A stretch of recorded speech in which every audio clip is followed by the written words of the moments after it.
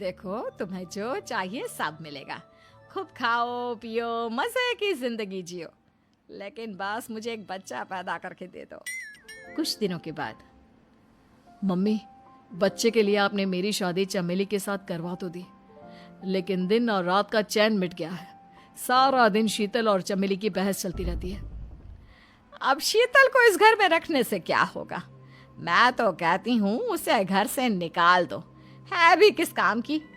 मैं ऐसा नहीं कर सकता माँ, वो मेरी पत्नी है, उससे बहुत प्यार करता हूँ मैं। तुम्हारी पत्नी चमेली है, चमेली, उससे प्यार करो।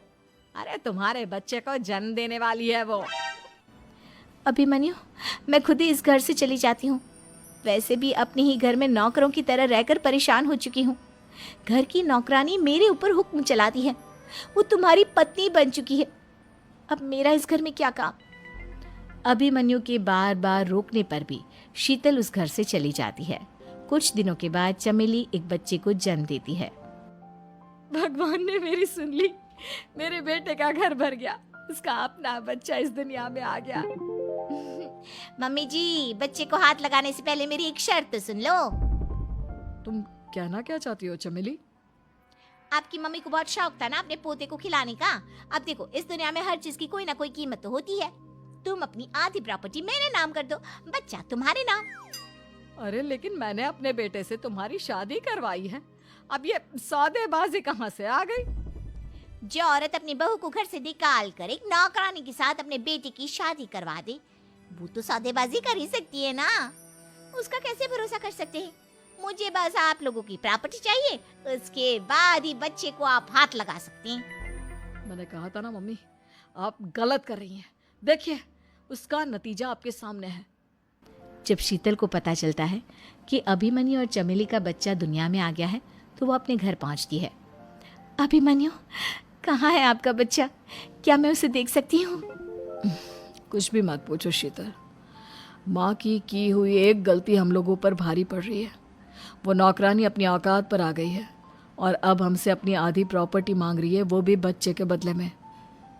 एक बात कहूँ अभिमन्यु, आप उससे कुछ भी देने से मना कर दो। अरे कैसी बात कर रही हो? मेरे बेटे की औलाद है उसके पास, ऐसे कैसे मना कर दे? मम्मी जी, वो अभिमन्यु का बच्चा नहीं है, वो चमेली और उसके बॉयफ्रेंड का बच्चा है। ये तुम क्या कह रही हो शीतल? ये देखिए वीडियो। चमेली और उसका बॉयफ्रेंड आपस में बातें कर रहे हैं कि उन दोनों ने मिलकर आपको बेवकूफ़ बनाया है और अब इस बच्चे के बदले आपसे प्रॉपर्टी भी हड़प लेंगे। हे भगवान, ये मुझसे क्या हो गया? ना तो बच्चा मिला और अपने बेटे की नौकरानी के साथ शादी करवा दी सो अलग। अब क्या होगा? मुझे माफ कर दो शीतल, मेरी वजह से तुम्हें बहुत तकलीफ हुई है। अभिमन्यु, मैंने कहा ना, उस नौकरानी को उसके बच्चे सहित इस घर से बाहर निकाल दो।